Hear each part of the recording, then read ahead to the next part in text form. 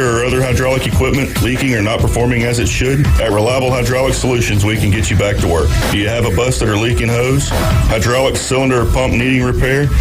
If competitive pricing and a quick turnaround are what matter to your business, come see us at Reliable Hydraulic Solutions, or you can give us a call at 850-326-3000. Reliable Hydraulic Solutions, 6840 Highway 77 in Southport, the best place in town to take a leak. Introducing Lucid Stream TV. Get over 2,000 live streaming channels. Catch every game of the season with over 100 sports networks, including ESPN, ESPN Plus, the NFL Network, and Red Zone. Even pay-per-view events. Watch local network channels from most major markets throughout the country. Fox, ABC, CBS, and NBC. It's more than sports. Lucid Stream TV offers premium movie channels like HBO, Cinemax, Stars, 200-plus entertainment and news networks, or watch 10,000 movies on demand, including recent theater releases. Just $42 a month when you use the promo code ESPNNW at checkout. Watch on up to 5 devices at the same time. Perfect for sharing with family and friends. Lucid Stream TV gives you everything you want for less. Cut the cord, not the fun. To score Lucid Stream TV, go to ESPNPC.com and click on the Lucid Stream TV logo. Somewhere, there's a river rushing through the woods while someone rushes through their day. There's a mountain looking up at the sky while someone looks down at their phone. A trail waiting to be walked while someone waits for a latte. This world is full of somewheres waiting for someone just like you. So go see yours at 154 national forests and 20 grasslands. And to learn more, visit nationalforest.org. The National Forest Foundation. See your somewhere. My muscles ached. I was tired all the time. My son had a full-blown asthma attack. It came out of nowhere. The unsettling thing about some symptoms is I had a fever and these terrible headaches. You don't always know what's causing them. It was Lyme disease from a tick bite. I had Zika virus from a mosquito. He had a reaction to cockroach allergens. Threats to your health can come from unexpected places. Get the facts. Visit pestworld.org. A public service message from the National Pest Management Association. WGSX Lynn Haven, WVLQ Port St. Joe. Powered by Panama City Toyota. ESPN Northwest Florida. Get ready. Deep center field and heading for the horizon. Sports Talk Radio will never be the same. Onion pickles, onions pickles. The Afternoon Underdogs. Way back is gone. On ESPN. Northwest Florida.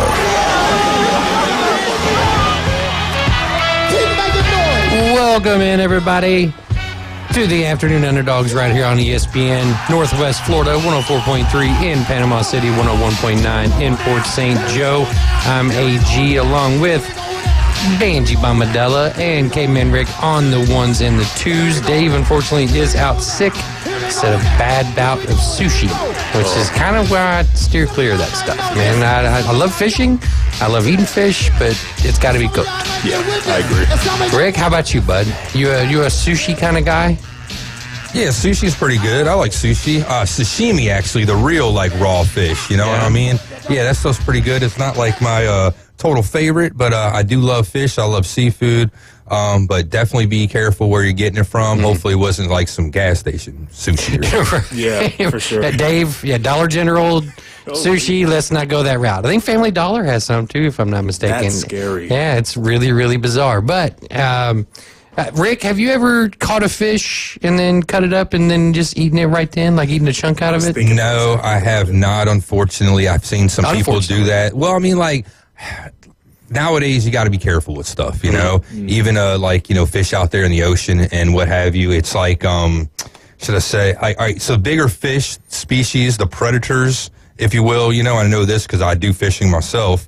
Those eat little fish, okay? The little fish goes inside the big fish, and if the little fish have bad stuff in them, traces of mercury and such, that accumulates in the bodies of the bigger fish. So if you eat predatory fish, especially good-sized ones, chances of them having some of the not-so-good stuff in them is a lot higher. And I also know this from fishing, too. So freshwater, right?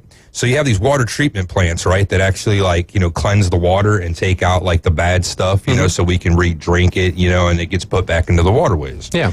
Well, they take out, all the bad stuff that you don't want, but they're not like designed to take out stuff like pharmaceuticals, caffeine. So you can catch fish now in fresh bodies of water, and they can study them, and they can like cut the meat out and test it, and it will have stuff like that in there, antibiotics and such too, because that stuff's not filtered out of the water at these water treatment plants. It just takes out like the fecal stuff and all that kind of jazz. So, well, again, that's bottled water, but I'm talking about the water that's going into the rivers and streams. I know, that's what I'm saying. That's why I drink bottled water. So there you go. But I'm just saying, so that's potentially a problem. Yeah, all right. Well, I mean, you see these videos, right? Like, I watch YouTube videos of, fishermen from, around the area and stuff. And it's really cool because they do a lot more than just fish. And one of the things that they do is, like, they'll cut up, like, a yellowfin tuna or something, and they'll take a chunk of it out of it right then. And dip it in some soy. And I'm like, maybe not even that. I mean, just straight from underneath the skin to the gullet. Yeah, and I'm just not a fan of that. So yeah, you can't really do that though, too. Because here's another problem. We talked about this stuff with our buddy Tim Braddock when we used to have him on here, right? So when you go out fishing in a boat like that and you catch a fish that's supposed to be quote unquote legal, once you cut it up, you can't prove that that's a legal fish. So if FWC pulls you over to check and you have a cut up fish like a tuna or whatever, and it has to be a certain size to be legal, you might potentially be in a problem there where you might get cited because you're altering it or whatever. Well, yeah, because you can't prove that it's that size. You know what I'm saying? Once you start cutting on it and stuff. Right. So you have to keep that in mind and be conscious of that so as to not be breaking the law, if you will. Yeah. Well, like I said, it was just one of those things that popped up. And obviously, we wish Dave well, and we hope he gets better. We're supposed to be doing Leave It at the Table podcast with Kyle Wright later on tonight. So hopefully he's able to make that as well. Leave the sushi at the table. Yeah, right. Leave the sushi at the table, 100%. But we are streaming live on Facebook, YouTube, and Twitch. Like and share the Facebook feed and subscribe to our YouTube channel. Download the app and register 104.3 ESPN Northwest Florida. So, Benji, obviously we've had a lot of NBA trades, right? Yes, some big ones included in that, which, we've covered here the last couple of days. But you and I haven't discussed, these trades as well. So I kind of want to get your take on it because you're kind of a big NBA guy too, right? Yes, sir. So, today the Bucks landed Kyle Kuzma from the Wizards. I feel like Kyle Kuzma has been in the league longer than LeBron at this point, which is weird. But they also acquired Patrick Baldwin Jr., and then there was a pick swap with the Wizards and the Bucks there. The Wizards end up getting Wiley veteran Chris Middleton and A.J. Johnson. So is this a trade that moves the needle for you at all? Not at all. There's actually a Twitter account called Brick Center, and if you see any Washington Wizards game, Kyle Kuzma right now, his stock is really low. So this is actually shocking to me that the Bucks would even make this trade because I don't see how he improves them at all. Granted, I think the whole thing was Middleton, he's older player, veteran player, and he has I think 23 or $30 million contract. They're trying to offload on that. It's a money dump. Yeah, that's what I was thinking. Yeah, because it's a future move. Yeah, Kuzma is, unless they can figure out a way to get him back to what we saw during that championship run with the Lakers, maybe. But this, to me, they just picked up a bench player that he'll fit in the rotation, but I don't think he should be a starter. He's not that kind of quality of a player that if they're trying to make a championship run, he's not the guy. Yeah. Well, one trade that hasn't happened yet, but there's something that is being discussed is Kevin Durant again. He just said no to the Warriors, right? Yeah, which makes sense. He doesn't want to go back to Golden State, which, I get it. The record's not good. Well, yeah, but I mean, but my thing is has there been a arguably top 5 talent in the league like Kevin Durant that's been traded as much as he has, like in history? Now, obviously, trades weren't happening a whole lot, years ago, decades ago, but he's not getting traded, though. He's not getting traded. He's in free agency. He just leaves. He's just moving. Yeah. But, right. That's what I'm saying. We're like, I mean, because you have a top 5 talent basically, and they're just trading them willy-nilly. I mean, I can't think of it. I was thinking about it before the show. I can't think of it as another player in the NBA of that caliber that's been traded as often as he has. You could say his former, like James Harden and Russell Westbrook, kind of in a way, but they're kind of in the decline in their careers. While KD is still like plateauing at where he is, which is elite. But in NBA history, no, I can't think, because you would keep them. You would think, right? You wouldn't trade them as often. Kyrie, he might be on that list recently. He's been moved 3 times or so, or maybe 4. Asking for trades and whatnot. Yeah, Kyrie's up there, but I just, like I said, I look at it and I go, like you do, Benji, where I look at it and I go, typically if you're a team, like getting to the LeBron or the Luka AD trade, right? Everybody balked at it at first, but to me it makes a lot of sense for the Lakers because LeBron's not going to be there very much longer. Yep.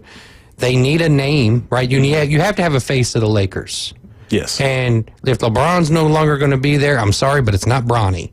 Bronny is not going to be the face. I don't care if he has a 4-year contract. Yeah. So who's the face of the Lakers moving forward? It's going to be Luka. He's still young, even though he's a veteran, and they can afford to, pay him a max contract. Yep. It just makes sense on that end. Mm-hmm. The Mavericks, they got AD. Apparently, the GM is a big Anthony Davis fan, and kudos to him. But at some point, Anthony Davis was no longer going to be a Laker, so it made sense to me from the Lakers standpoint. How about the general manager of these teams taking their teams back and deciding, hey, you players aren't going to dictate to us where you're going. We're actually going to make deals that you're not even going to know about, and you're going to get moved. I think that was the biggest thing about the Luka AD trade is that nobody demanded anything. It was kind of kept under the table for the first time in quite a while, because most of the time in the NBA now, you get a bunch of malcontents that complain and they want to get moved, and next thing you know, or you got like the Jimmy Butler saga trying to hold teams hostage and whatnot, It's actually something I like to see. Now, Rob Pelinka, I don't think he's that much of a GM, to be perfectly honest with you. Now, the dude over, what's his name? Nico, yeah, whatever the dude in Dallas. Nico Harrison. Yeah, Nico Harrison. That's it. Big ups to him, though. Like I said, what is it? Cuban's not like in full, like everyday kind of control or like involvement with the team anymore. So you got like the teams actually stepping up and saying, we're going to, dictate how things are going to go instead of you guys on the floor dictating how things are going to go. I just don't like how what he's saying. Like he could say, we didn't. It's the whole like bashing Luka's conditioning, bashing his willingness to play. Like I get all that. Like we can see that. Yes, he's not that great of a defensive player. He didn't look 270 pounds to me though. I'm about to say, did he? I mean, am I wrong? But granted, he is like 6'8", so it's like still. Like he didn't look like I'm 250 pounds. Yeah. Like I know I have a little chub to me, but I don't look like I'm huge. Right? He's 6'7", 6'8", and they're saying he's 270, and I'm sure to God he's got more muscle mass than I do. Yeah. And you know what I mean? Yeah, I know exactly what you mean, because then I'm like, if he's 270, then how much is Zion weighing? Right. Literally, right? Because I'm just like, Luka looks like any regular other NBA player. Like, there has been times where you look at him and you're just like... he's thick. Yeah, he's thick, but I think that's just, he's Slovenian? I think that might just be his nature. Like, Jokic, he ain't exactly muscle. He's a big dude. Yeah, so, I mean... I don't think maybe they've seen things behind the scenes where it's like there was that clip that goes around with him with the beer after a game and like one of the higher ups just takes it out of his hand. I'm just like, was that a thing that was a constant like, oh, he doesn't take conditioning or nutrition seriously? And that probably was one of the factors, but he's Luka. Like y'all just went to the finals. He's only 25 years old and y'all are just like, yeah, but like they want excellence. Okay, you just went there. But if your like number one guy isn't like doing like, number one like player type stuff and kind of like doing like a Jamarcus Russell in a sense, like just like living off of the talent alone without having like any real work ethic, And if you want to win, you got to do as much or more than the guys you're playing against. And if everybody else in the league, superstar players, are working their asses off and you're not, that shows something to the team, or to the brass in the front office, Well, ask Joel Embiid. Yeah, from your Sixers. Well, right? Just ask anybody. Low management. Ask guys like Kawhi and stuff like that. Yeah, exactly right. So I mean, like, come on, get your butt out there and play.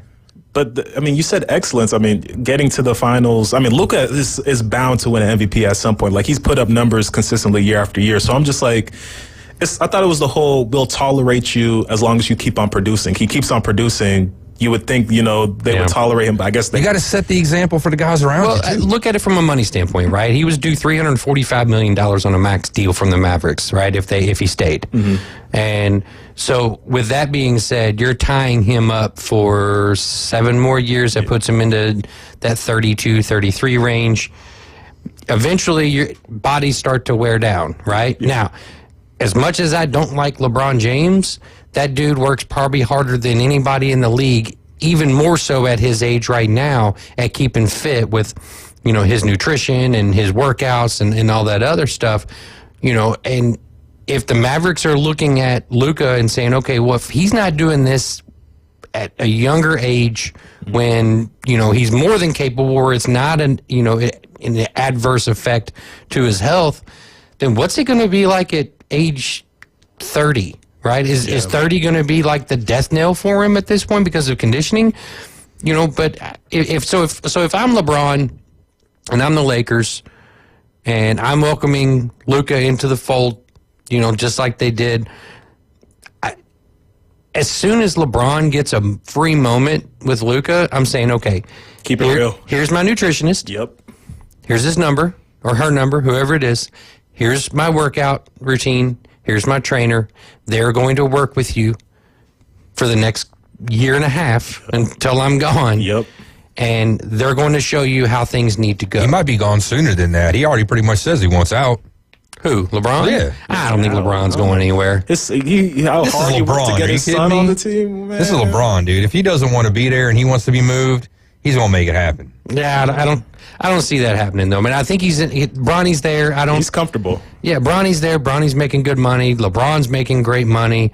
It's the Lakers, for God's sakes. Like, I don't think he's going to go anywhere. But like I said, I can see it from a Maverick standpoint of, okay, well, if this guy is, Luka is not caring about his body, then he's definitely not going to care about it at 30. So you don't think that after Pelinka and does this and they don't consult LeBron James before they make this move, you don't think that he's teed off? You don't think that he's upset? You don't think that he feels that they went behind his back because he's so used to just being obliged all the time? Who, LeBron? And getting what he wants. You don't think that this isn't going to be sour grapes? No, Are you kidding I don't me? think because you got Luka. I feel like if it was anybody else, you would be like, I don't think that for a second. Really? I think that trading AD for Luka. He's used to being in the mix and being consulted on all this stuff. And because of the fact he wasn't, I think there's going to be something. If he had not gotten a ring with the Lakers already, I could probably say I would agree with you. But he's already gotten a ring with the Lakers. He's a made man with the Lakers. Yeah. Huh? He's a made man with the Lakers. That's what I'm saying. So like I don't, and he's got his coach in there, right? He got he's JJ. Not a made man with the Lakers. He's not an OG Laker to begin with. And even though he's won, he's not up there with like the Kareem and the Magics and the Kobe's. He doesn't need that. He doesn't want that. Yeah, I don't think. I think he's at the point right now where he wants to get another ring, and call it a day. And then if Luka is one of the solutions to that puzzle, or that question, then absolutely bring him on. Even if that does mean getting rid of Anthony Davis, which again, I'm not knocking Anthony Davis. I think Anthony Davis is a top 10 talent in the league, but. If you're going to tell me that I can get Luka and then maybe I can bring in a big man role player, right? And I'm not saying Rudy Gobert, but bring in a Rudy Gobert type kind of guy where he doesn't need the ball a whole lot, but were they going to give up to get in 5 first-rounders again? I don't think it matters at this point. You have Luka for the next 7 years. You know what I mean? So at that point, it's kind of pick and choose. Yeah. Right. So I mean, again, it was a head scratcher when you woke up that morning. Right. It was like, did this really just happen? This is still in the Western Conference. You still have to go against Jokic. It's no cakewalk. Nothing about this is easy. Nothing about this changes anything and makes anything easier. For the Lakers, I think this is almost like a lateral move in the grand scheme of things. I think for a future move, it's great. It's very vertical long term. Right. 100%. So Kevin Durant, obviously, you brought up Jimmy Butler, Rick, earlier. Potentially a Jimmy Butler for KD swap with some players and picks in there. We'll see. That's on the rumor mill as well. But still a lot more to be done there in the NBA season. But great game last night. Cavs and Celtics. Yes. Celtics getting the win. getting some payback, some revenge there for Boston. So it's getting a little hairy there in the Eastern Conference. Like the Western Conference, we kind of know what we're going to be expecting with Oklahoma City and Houston and Memphis. Houston is that sneaky, weird team. Yeah, that loss last night was bad. It was very bad. It was very bad. But that good young talent core that they have there in Houston, that's something to keep an eye on for the next few years. But I'm not saying that they remind me a lot of the Magic last year. Houston does, right? Yeah. Where it was like, I don't know why it works. But it does. But it's working. Yeah, it's like they're too early right now for the postseason. Like they might win a first round game, but it's like they're not complete yet. You know? Yeah. So very, very interesting there. But obviously we've got the big game coming up on Sunday, which we'll delve into that more as we go along. So the NFL Players Association came out and says no one, quote unquote, no one wants to play 18 games. Fact or fiction? I'd say it's fact. Fact. I think it's fact, yeah. I mean, by the time you play that many games and you make a run in the playoffs, man, you could be looking at playing like 21 games in a season, or more. If the compensation for each game is the same, do you think it's still fact? Say you're making $1 million a game. Say you have an $17 million contract right now.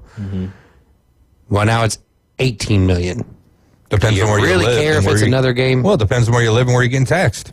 Well, regardless, though, I'm just serious. I mean, like, I understand the taxes in Illinois and California being what they are, New York, whatever. But I'm just saying, like, if you're making $1 million a game, and they're going to say, "Hey, we want you to play one more game," and then the player goes, "Oh, well, am I getting paid the same amount?" No, you're going to get another game. Star players, maybe fringe players, no way. Is it still 2 bye weeks or is it 3 bye weeks? It's 1 bye week.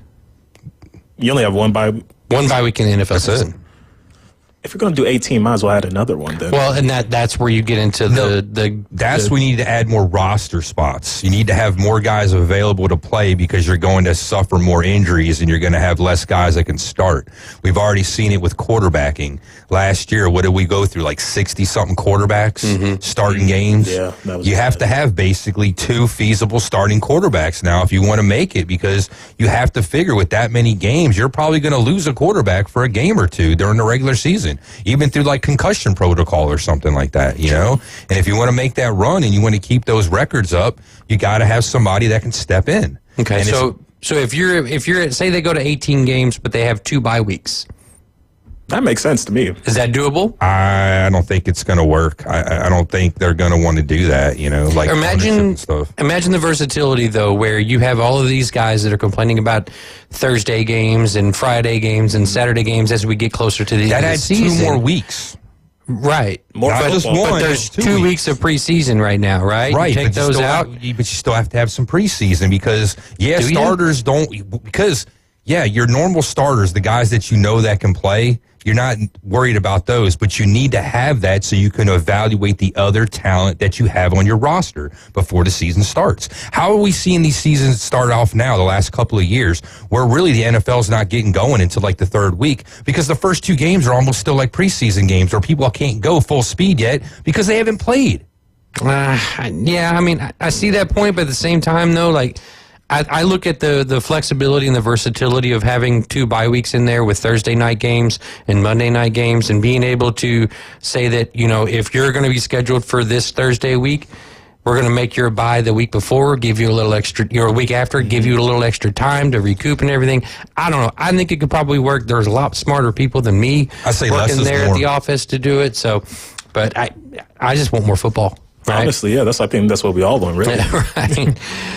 Well, coming up, we're going to be getting back on aboard the bandwagon as Banji Bombadilla from the Panama City News Herald will take us through what's going on here in Bay County and elsewhere. And you're riding with the Afternoon Underdogs. Like I said, when we get back, more on the bandwagon. ESPN Northwest Florida presents the most college basketball. 3-pointer, college basketball is back. The Panhandle's destination for live play-by-play. The SEC, ACC, and beyond. Oh, you saw that coming, Rampant. The biggest games play right here. ESPN Northwest Florida. Good afternoon. This is Joanna with your latest forecast on ESPN Northwest Florida. The rest of the day, partly cloudy and slightly foggy, and a temperature of 69 with wind 5 to 10 miles per hour out of the south. Slight fog tonight, a light breeze, and quite warm near 62. A mixture of slight fog and some clouds, and 70 tomorrow. 72 and slight fog in the morning, and then some sun Friday. This is your Wednesday's weather sponsored by Mid-South Lumber, the best little lumber yard in Panama City. Thank you for listening to ESPN Northwest Florida. Rely on it. Are payment processing fees eating into your profits? With Bay County POS, local businesses are saving time and money with secure, seamless merchant services. Reduce credit card processing fees and save up to 3.9% on gross sales. From quick, contactless payments to detailed sales reporting, it's Bay County POS. For a free consultation, call 850-359-3906. Bay County POS. Local service, global standards. Did you know that fees associated with real estate closings are virtually the same from one title company to the next? So what sets South Oak Title apart? Effective communication, customer service, expertise, and technology. If you're buying or selling real estate, refinancing a residential or commercial property, tell your realtor you want to close with South Oak Title. South Oak Title, with locations across the Southeast, including Panama City Beach, Inlet Beach, Destin, and Fort Walton Beach. Visit them online at southoaktitle.com. ESPN Northwest Florida. The Afternoon Underdogs. Call in with your questions, hot takes, and rants at 850-215-6290. I'm sure that most of you have used a dial telephone before. The Sports Talk Monster. ESPN Northwest Florida. And we are back here in the doghouse. You're riding with the Afternoon Underdogs right here on ESPN Northwest Florida, 104.3 in Panama City, 101.9 in Port St. Joe. I'm AG along with Caveman Rick and Panama City News Herald's own Banji Bomadella. But first, Wrestling Against Cancer will be February 8th at Bay Haven Charter Academy. The doors open at 5:30. The bell is at 6:30. Tickets for the front row are $20. Adults, $12. 6 to 17 ages will be $8. 5 and under will get in free. And the proceeds benefit the Ryan Hollins medical expenses. So that's fastly approaching, just a few days from now. So make sure you get on there. It's for a great cause. Make sure you guys, if you get a chance, go on out there. It'll be a good time. Our very own David Hayes, I believe, is emceeing again. So should be a really, really good event. And hopefully we can raise some money for that family there. So, Banji? Yes, sir. How are we looking in Bay County sports, buddy? It's a very busy sports time right now. A lot has happened. I guess I can start with what happened over the weekend with North Bay Haven cheerleading. They won the Class 1A small varsity cheer state championship. They just beat out Nice, which I believe is not Palm Beach, but they beat out a team, Nice, and they got first place. They brought home Bay County's 15th ever team state title. So and North Bay Haven's first ever team state title. So it's a relatively a new school, right? Exactly right. So, good for them. Yeah, so Coach Katie Brown, she's been leading that squad since 2021, and they're only a team with 6 cheerleaders. So they're facing teams that have 12, that have 15. You can have 12 or more. You can have a lot of team members, but they only have 6 cheerleaders, and they got the victory on Saturday. And it's something huge. It's, I believe, the only second school in Bay County to win a cheer state title, because Bay's won, I think, 3 or 4, and they won a national title in 2019. It was a little bit ago, but North Bay Haven girls cheerleading. Congratulations to them. I just came from over there. They were doing a pep rally, and it's kind of weird when they're doing a pep rally for the cheerleaders, but the cheerleaders are the ones doing. Yeah, I was just like, right. Get the football team out here. Yeah, exactly. It's like we're celebrating us, but we're the ones celebrating. It was a whole good thing, but it was a great thing, and that's something that that was a big good thing for Bay County. That's a weird kind of situation where you have 6 that are competing. Like, you have to be absolutely just perfect, literally. So, you have to stand out, right? Like, Yes. you have to have that standout performance with just 6 of you there. Yeah. Otherwise, because that's less legs and arms flailing about. They can only have one stunt group in the air. Yeah, right. So that's it's wild. But congratulations to them. Yes, sir. So then now moving on to, we're in the playoff soccer right now, region quarterfinals. Mosley girls defeated Fleming Island 2-1 yesterday. So they're moving on. They're going to face Point Vedra girls in the round of 16. And I was at the Arnold versus Point Vedra. They were facing them at home yesterday. And Arnold, they scored a goal in the latter stages of the first half. Then Point Vedra scores one in the second half, so we're going to extra time.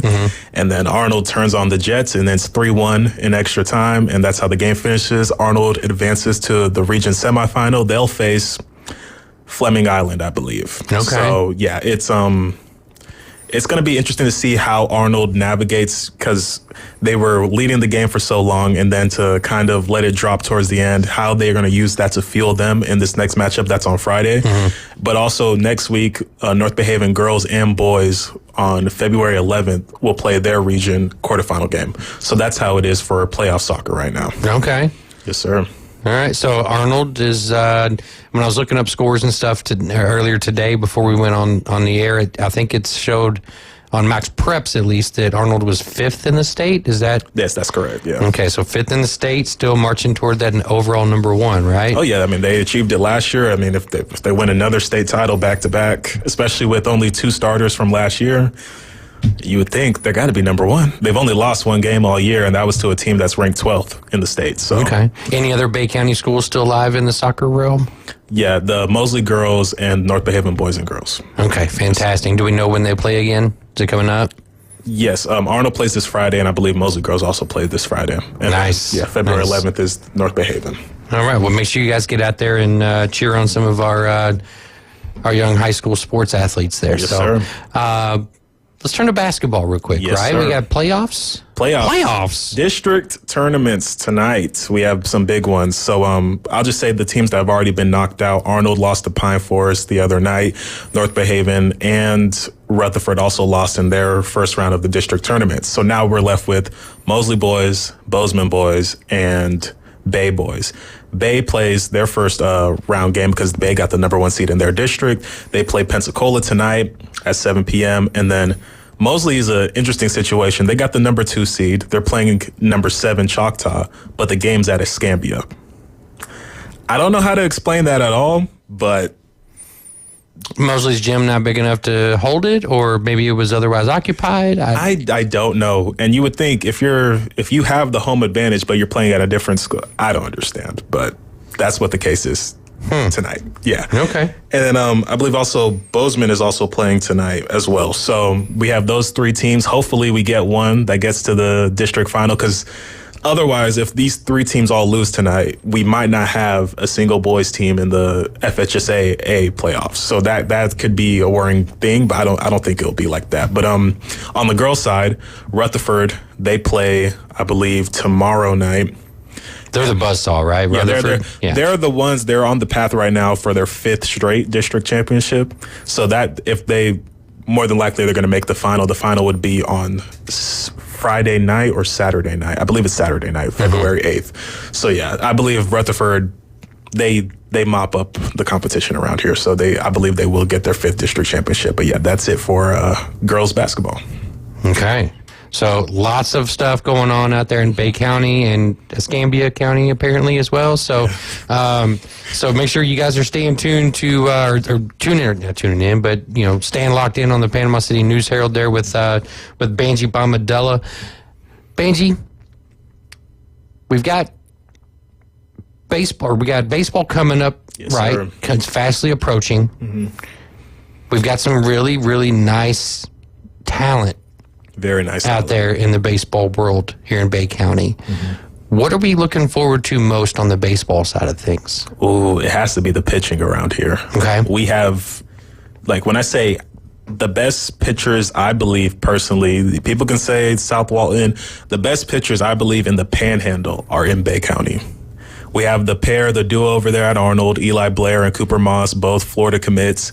But we also have up a little bit north in Bozeman, we have Zach Flitcraft, who I believe he went 9-2 on the mound last year. He was a key piece in them making the state final. But they also picked up the transfers of Lakota Johnson, who he was he was the starting pitcher over there at North Bay Haven. He's now at Bozeman. And Cash Zirkle, he was also a pitcher over there at Mosley. He's now at Bozeman. So I think Bozeman has reloaded with pitching. So I believe pitching it's rich here in Bay County. I believe that's something you're going to be impressed with, because these guys, I believe, they're throwing 90s and higher. So it's going to be something incredible to see this season.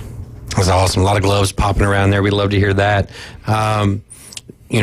Obviously, when you get to the playoffs in baseball, right, pitching typically seems to dominate. So it's really, really kind of a good sign for the Bay County area that that the pitching is so plentiful, right? Yes, so that's where I'm going to look at it from a different side of view, right? Where a different point of view, where if there's, with all of this pitching out there, if there's a couple bats that start to stand out, then that's when we know that, okay, well, maybe this kid's got something here. Let's pay attention. There's definitely something on the other side of the coin there for Bay County, and a good chance for, some young men to really stand out as well if they're going against that kind of competition. So great stuff there. Benji, who is our baller of the week? Baller of the week. I would say, because I was at the game last night, and this kid was on fire for Arnold Soccer, Thomas Galassia. He hasn't played in 5 games. He suffered an injury where coach thought he was going to be out for the rest of the year. Coach told me they got a brace from CVS, put it on him, said, we're gonna bring you on maybe 10, 15 minutes into the game. He scores the first goal, which we thought was the winner, the other team scored. Then he scores a second goal in extra time. He, to me, is the ball of the week, Thomas Galassia, because to come off from injury and to play in a brace that is probably made out of plastic and probably fell off midway through the game, and to score those 2 important goals, that's my baller of the week. There you go. It's like a Michael Jordan flu game right there. Exactly, right? Yeah, I love that from the high school kids, showing that heart and that effort. And again, guys, make sure if you all get a chance, check out Benji Bomadella on the Panama City News Herald. He keeps everybody up to date and informed on what's going on in Bay County and the Panhandle, for that matter. And so if you need some information about these kids and where they're going and what they're doing and who they're playing, make sure you guys check that out. And you can check it out online as well. Yes, sir. And and then get yourselves out there and go check out some of the Bay County's finest. So great stuff there, Benji, as always, brother. We do appreciate it. Anything else on the high school side of things? Anything popping up? Anything that kind of piqued your interest? Yeah, tomorrow's going to be signing day at Mosley. We have 4 Mosley football players signing to continue their education, so that's going to be exciting. And we also have a volleyball player and a cross-country runner that is also signing, so that's going to be exciting. I'll be there at 2:30 for that. Is that LoJack? Or is he already signed? He's already signed, but Sammy Freitas. Signing, Logan McAllister, Marshall Williams, and Jack Massey, the playmaker Jack Massey, is also signing. So it's a wonderful thing, because that's something when I first got here, I was just like, these kids are too good not to be signing somewhere. And now we're seeing an influx of offers. That's something I was loving a couple of weeks ago, where all of my Twitter timeline was just, I've been offered. So that's something that it's been ramping up in Bay County, and I love that. LoJack, I think, is Mississippi State, correct? Right. Yes, sir. Yeah. Mississippi State signee. Yes, sir. So how awesome is it that we have, a platform like X for you to be able to go to follow these kids, and Instagram, obviously, to be able to go and follow these kids and kind of know what's happening with them right away without having to go do some digging, right? That's got to be awesome. Oh, yeah, it's great, because, as a journalist, it's all about the sources, and the fact that it's like I don't have to go and try to pry it out of a kid. I don't have to pull up to Mosley to be like, who's your offers? What are you doing? What's it looking like? What's the recruiting look like? I can just look on your Twitter. This person offered you, that person offered you. You just went and visited this school and now you're committed. I wonder what happened during that visit that made you kind of swayed you to commit to them. So it's like, it's easy for us. It makes my job a whole lot easier. And that's something that, you can't really take for granted. It's also something that you want to tell these younger athletes.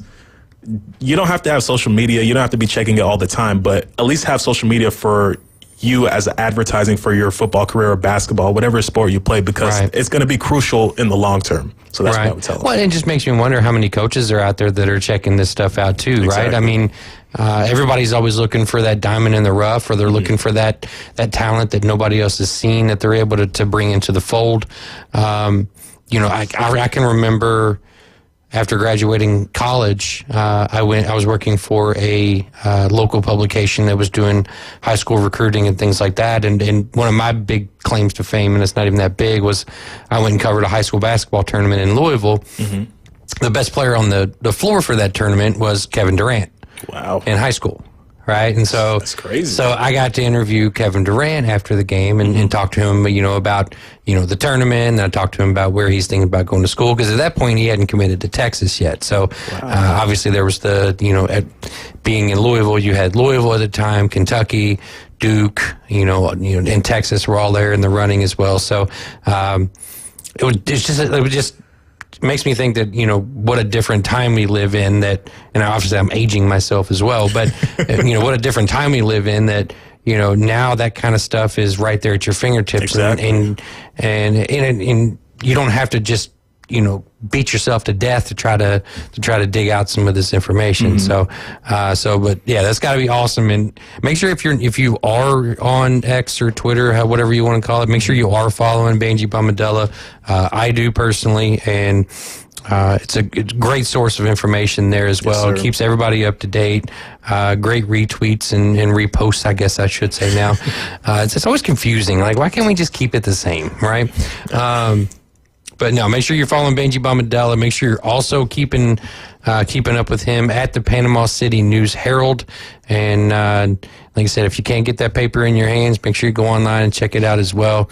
Young man is always working. He's always working hard, and he's always working for you as well as these coaches and these kids. So kudos to you, brother. And obviously we appreciate you coming in here every week with us. Thank you, man. But when we get back, let's get back onto some more of these NFL trades, the possibilities. It's kind of I'm kind of curious to see what your take is going to be on some of these superstars and where they might end up. You're riding with the Afternoon Underdogs right here on ESPN Northwest Florida. ESPN Northwest Florida. It's the Coach James Hale Show. 100% correct. Is Michigan. The Alabama dude is number 2 with a 99.62. Thank you very much. Know your facts, Jack. Don't spew fake news on the radio. Fake Michigan news. Keep it real. Your kid is number 2 back, now bro. for Russell. I'm back. I'm incredible. Weekday morning 7 to 9. ESPN Northwest Florida. Good afternoon. This is Joanna with your latest forecast on ESPN Northwest Florida. The rest of the day, partly cloudy and slightly foggy, and a temperature of 69 with wind 5 to 10 miles per hour out of the south. Slight fog tonight, a light breeze, and quite warm near 62. A mixture of slight fog and some clouds, and 70 tomorrow. 72 and slight fog in the morning, and then some sun Friday.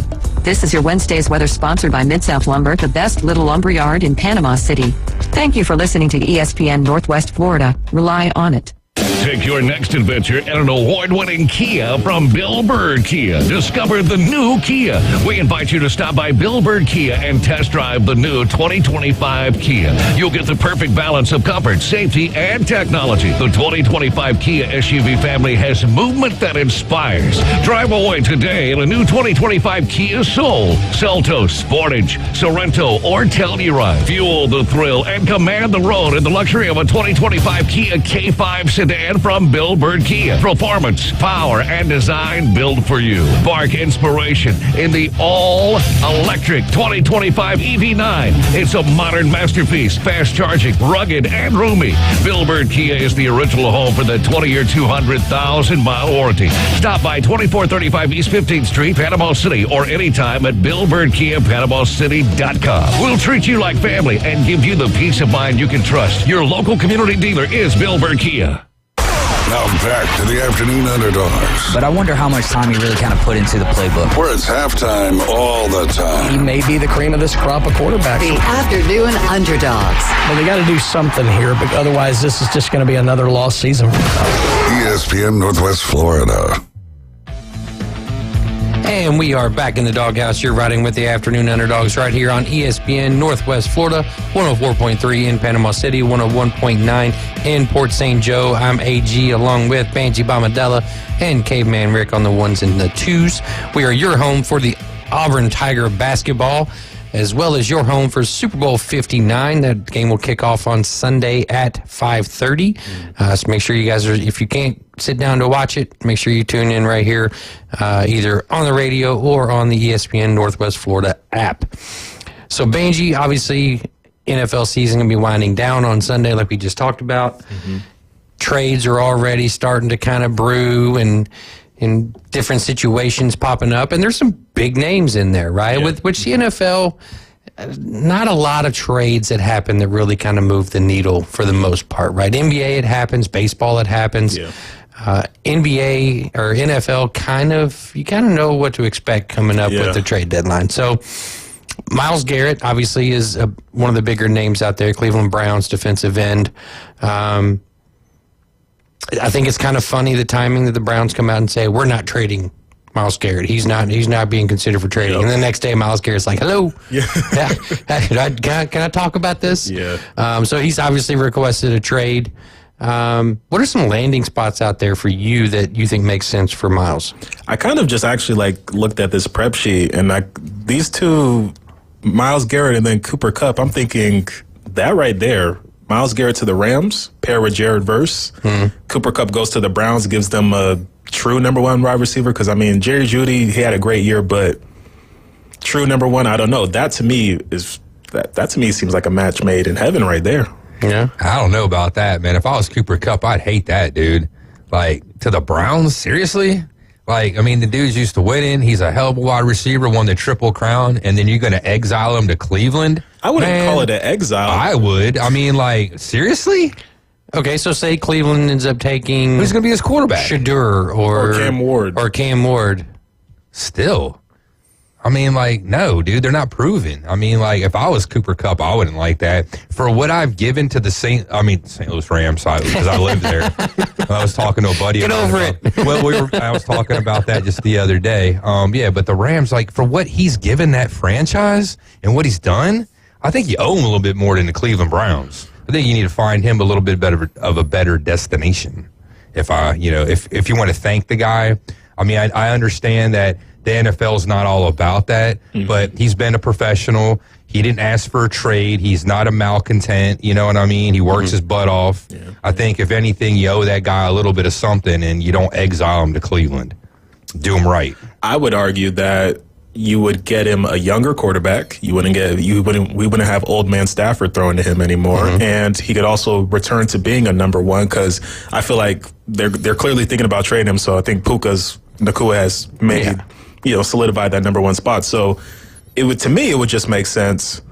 Garrett, Rams, Kupp, Browns, both teams. It's a win-win situation to me, because I don't see. Yes, I know the defense of the Browns would lose a lot with 18, 19, 20 sacks a season. He was second last year to Trey Hendrickson. I think Garrett ended up 14 last year. Yeah, so I mean, you would be losing that production, but you could also possibly get that in the draft. I mean, there's not always edge rushers out there, but I mean, there's always guys.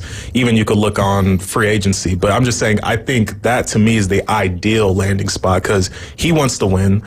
Rams were in the mix, so I just think, I mean, they were in the playoffs, so I think that's where he would want to be, in the mix, winning, rather than stuck on an island in Cleveland. I don't hate it, right? I mean, it also depends on the Browns' direction, what they're wanting to do with the quarterback, right? I mean, obviously everybody knows the story with Deshaun Watson and, all the money that's tied up into that contract, and what do you do with it? And the injuries, right? I mean, Achilles injuries, and I don't know that Deshaun Watson's going to be coming back from a second Achilles injury any quicker than he did the first time. Yeah. So, to me, if you're the Browns and they're drafting second or third, right?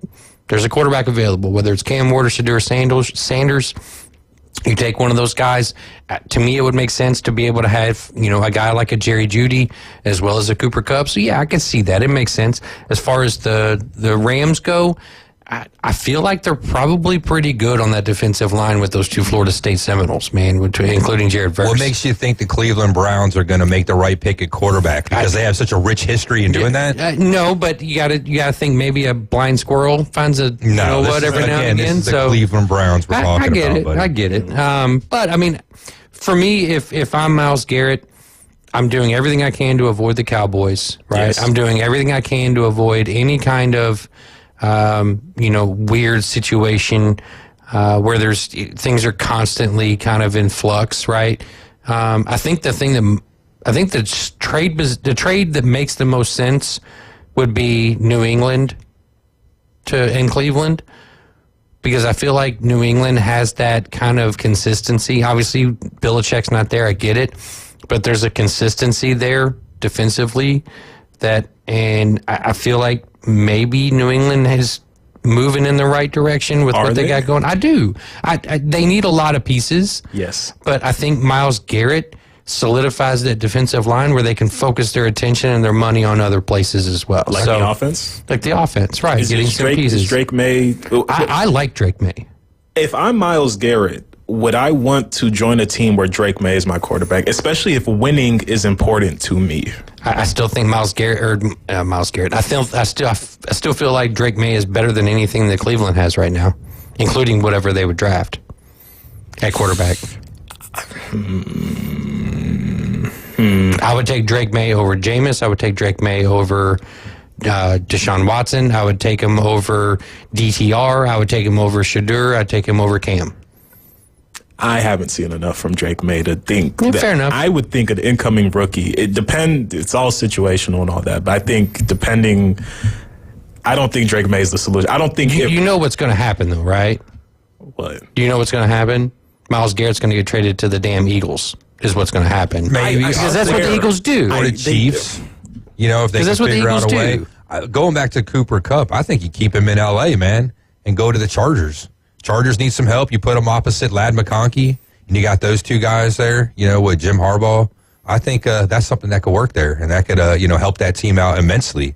You got a proven wide receiver. You got a young, rookie, or second-year guy, that can, learn more underneath the guy. What are the Chargers giving up? Just a bunch of draft picks? I don't know. I don't know the money. I don't know the situations because I haven't delved into this, or anything. I'm just, off thinking the about cuff. a good fit. Just thinking about off the cuff, someplace where that, has an opportunity that's on the up and up, on the upswing, where he could still go someplace, be productive, still have a chance to win. It's a win-win, for both teams probably. Right.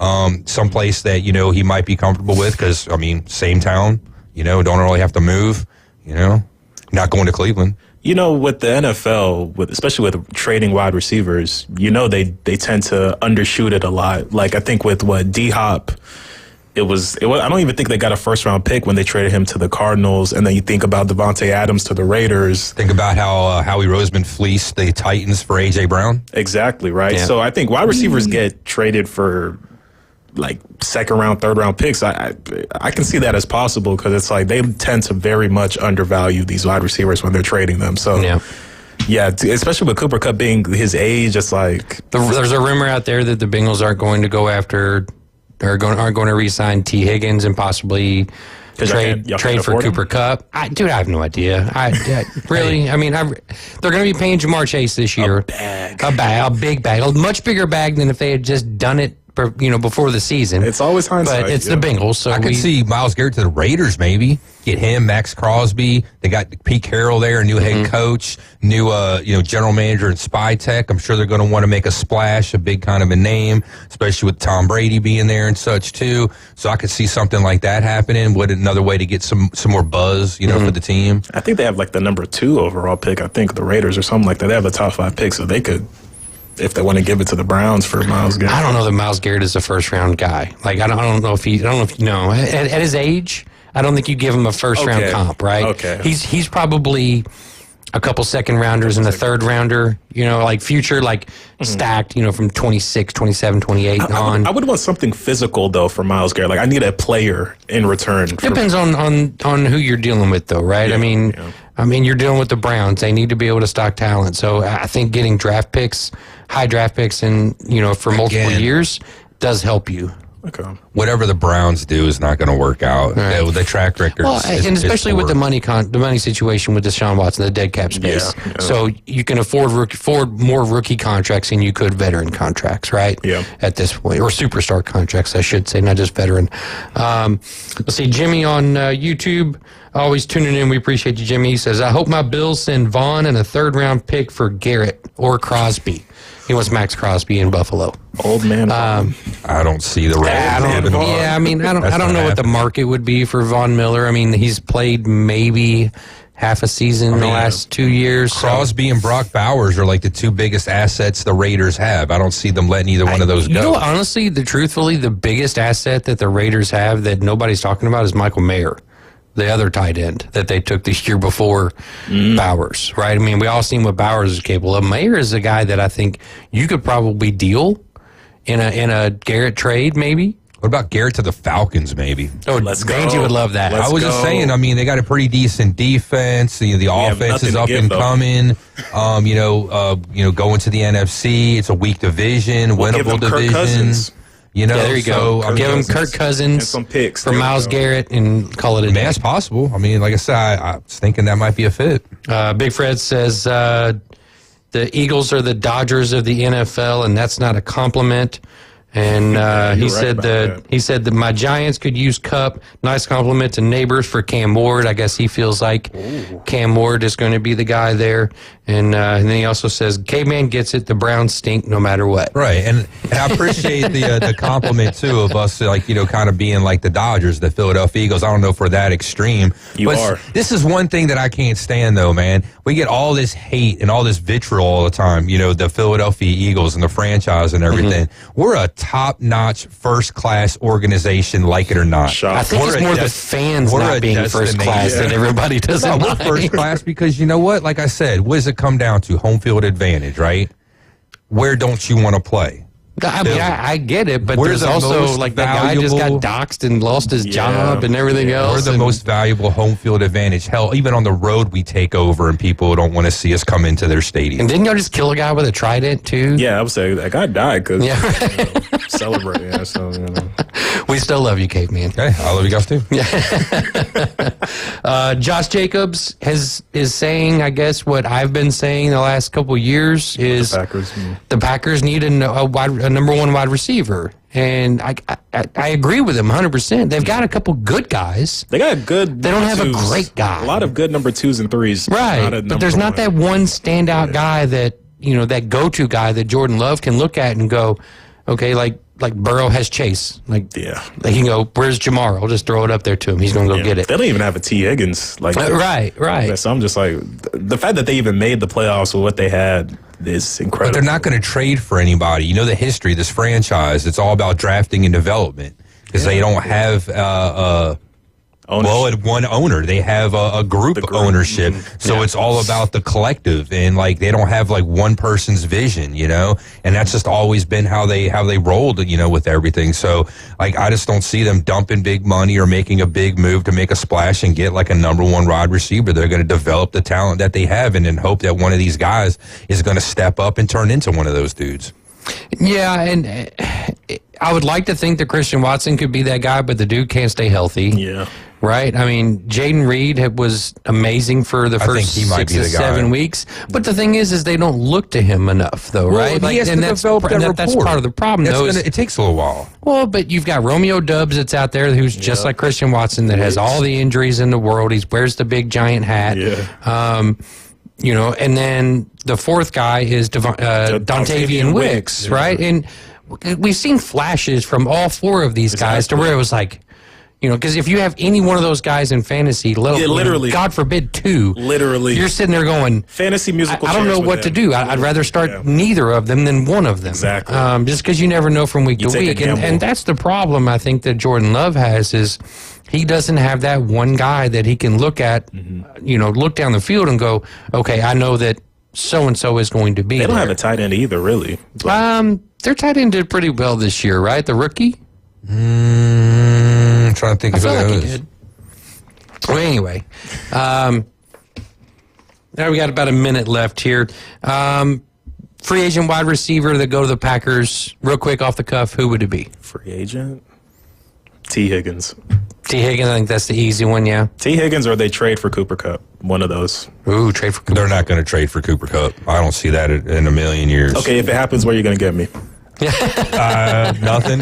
Because, anything's possible. But like I said, again, it's not in the Packers' DNA to do that kind of thing. Yeah. And I just don't, why would they just all of a sudden just do that? It doesn't make any sense to me, And that's just, like I said, again, it's track record. It's what you've been showing me over the course of the last 30, 40 years of me watching football. Is Jacobs the biggest free agent they've had in the last 15 years? The Packers? Probably, maybe so. Of course, their greatest free agent's always been, that they got was Reggie White. Not that they had, but. They traded for Brett Favre from your Falcons, so yep.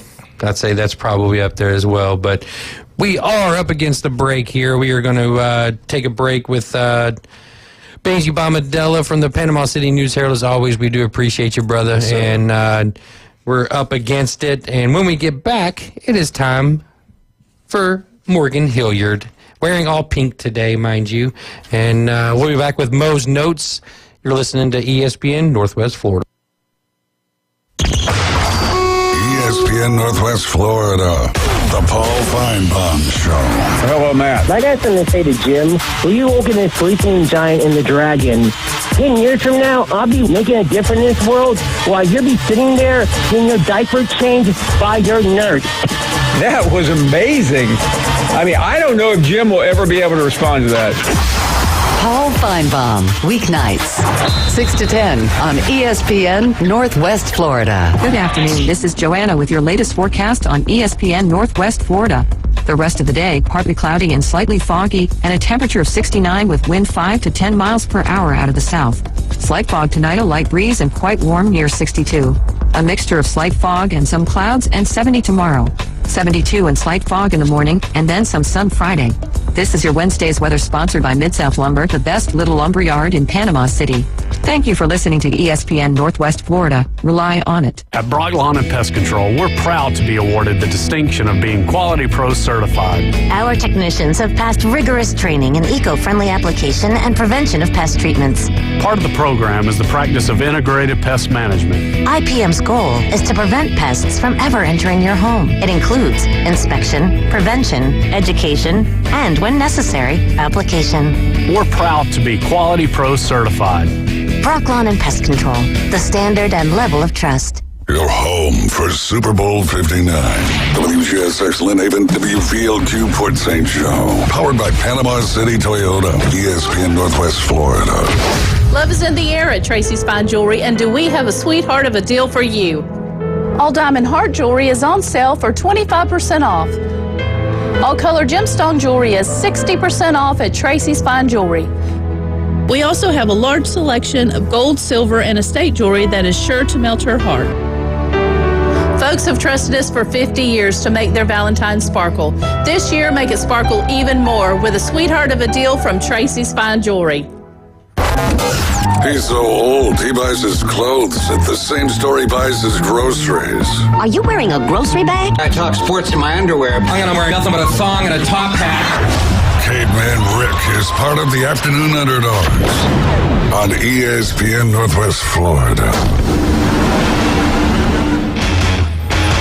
And welcome into the second hour of the Afternoon Underdogs right here on ESPN Northwest Florida, 104.3 in Panama City, 101.9 in Port St. Joe. I'm AG along with Caveman Rick, and welcome in our very own Texas A&M pundit, Miss Morgan Hilliard. Happy birthday, Mo. Oh, thanks. It's my real birthday this time. It is your real birthday this time. It's actually my birthday this time. It's not whatever bit David was trying to play off last time. Well, David's not here today, unfortunately. Some bad sushi. But I'm sure he wishes you a happy birthday nonetheless. And happy birthday too, Morgan. Thank you. Thank you. Happy to be sharing it with people that I care about. There we go. So, obviously, last week we discussed having a cake sandwich contest, with my wife's company, Bite Me Custom Cookies and Treats. The Roaming Bakery, again, will be out there at St. Andrews Farmers Market on Saturday from 8 to 1. So make sure you guys, if you get a chance, check it out. You can also check her out on Facebook and Instagram. We still need your ideas for cake sandwich flavors, right? So Rick has one where it's, like a cereal-based kind of thing, like a Fruit Loops or Cinnamon Toast Crunch. But Fruity Pebbles. Fruity Pebbles. So think of some kind of like, Smurfberry Crunch, if that stuff was still out there. Right. I'd murder a dozen people to eat one more bowl of that That's stuff. real. It would be That cool is if real. you did like a play on a Krabby Patty or something like that. Mhm. That would be fun stuff. There was one that we had where it was like Sour Patch Kids. It was like the Elvis, which it was like peanut butter and banana and all that kind of stuff in there too. So that's definitely one that she's playing with. But we do need your ideas, so send them on over to either ESPN Northwest Florida on Facebook, or you can send it to Bite Me Custom Cookies and Treats on Facebook as well. And thank you, Carla. The cupcakes you made for me are so beautiful. I made AG take a picture of me in the cupcakes because they're She loved so pretty. She loved them. They're absolutely. She does phenomenal work, and it's awesome because she's picking up more and more orders, especially as we get closer to Valentine's Day and as the weather gets warmer too. So, somebody put $200,000 on the Eagles money line plus 105. I'm seeing right now on ESPN. Somebody just put $200,000. I don't know when, but it just says a better place $200K to bet on the Eagles money line at plus 105 here on ESPN Bet. I'm looking at right now. So Fly, Eagles, fly. exactly, yeah, man. All the Okay. money's coming in on the Eagles. Hope that's not a bad thing. The line being 1.5 seems kind of weird to me. Like typically that's Why neutral site? Well, I figured if it's 1.5, why not just make it even? Because I mean, like you got There's the been Chiefs. some The Chiefs competition. have 2, Super Bowls in a row. They have. I'm an Eagles fan. Like, yeah, we're the underdog. I mean, you have to they're the champs. You know what I'm saying? So they should have somewhat of an advantage. Unless like they were having some injuries to Patrick Mahomes or Chris Jones or something in that area where it would give the Eagles an advantage. So is Patrick Mahomes your Apollo Creed right now, where this is the sequel? No, man. Rocky Part 2, where you're going to just knock him out? Nah, man, if anything, this needs to be like Clubber Lang in 3, and we just need to knock him the hell out, Like, he got the first one on us, you know what I'm saying? Okay. But we come back in the end and we redeem ourselves, you know what I'm saying? So Patrick Mahomes is Clubber Lang Apollo in Rocky and 3. Rocky are friends in the long run. We're not friends with Patrick Mahomes and the Chiefs. Okay. They're our enemy, okay? And we're never going to be friendly with them. Fair enough. Andy That's Reid pretty was real. our old That's coach. fair enough. And he's gone, you know what I'm saying? So if anything, it's like Clubber Lang or maybe even Ivan Drago, where we must break him. And if Patrick Mahomes dies, he dies. Right here on just F8 that. F8 that right now, Rick. We got this. Did you guys happen to catch their interviews from the other night where they were asking Patrick Mahomes and Travis Kelce questions? It blew up on my timeline, aside from the Luka stuff, about them asking questions. And they specifically go up to Patrick Mahomes and they're like, who's your favorite ref? I did see that. I wrote that down. It was the first thing I wrote down for you. Right. Yes, it's like specifically one that you give a Christmas card to every year. And you can see him like smile and like he knows he wants to say something, but he can't. Mhm. I really would like to know what he would like to clap And I back don't with. feel bad for him for taking those kinds And you of heard questions. Kelsey, right? He was like, why are you guys just eating this up? And why are you guys, talking more about it? I hope this is getting under their skin. Yes. I really hope this is eating them up, and this is going to make them make mistakes in that game. I agree with you. And there was another interview question where he was like, so do you have a favorite ref? And it was to Travis Kelce. And he was like, yeah, anybody else got a question? Like, they openly don't want to answer it. So I really, really hope it is bothering them, like Rick said. Well, and you got to think that, obviously this is their, 5th time doing the Super Bowl questioning thing. So they're all very well versed, obviously, unless they're rookies, obviously. But I'm just here, so they're I won't obviously be fired. very well versed in terms of, how to behave and how to, answer questions the proper way and how to go about, being an interviewee. It's like Morgan here. It's coaching up the witness. Right. It literally is. We bring you, like, before you go to trial, you get brought in and they talk to you about what they're going to discuss, what to be prepared for, and if certain things are brought up, how you react to them. It's the same thing. Right. It's literally just good PR on their end. I can understand, but I would really hope, actually, I think it is, and it's catching a lot more traction because my aunt texted me last night and she was like, your grandpa would really, really like to know if there's any truth to the Chiefs paying the refs, because he really likes the Chiefs. And I was like, I don't know if it's the Chiefs paying the refs. I don't know if it's the NFL. Obviously, NFL's paying the refs, but it's just pandering, man. They got the Taylor Swift thing. They got all the noise, Let me ask you all a question. Obviously, you have more in it because your Eagles are playing them on doubt. Sunday. But I got a horse in the race. Right, you have a horse in the race. But if the Chiefs weren't already good, would anybody care that this is happening for them? Or No. with them, for them, whatever preposition you want to use? I don't think so, because I mean, it's the same hate that the Patriots received every time they went to the Super Bowl, you know. I think people just get tired of seeing the same consistency because people crave seeing different matchups and different scenarios. And when you see the same thing so many times in a row, you kind of just, all right, whatever. But then when you see it the way that the Chiefs have done it and the run they're on and et cetera, it is kind of comparable to what the Patriots did and the run they went on as well in previous years. And I think people just really don't like that kind of narrative. So it's easy to lash out against it.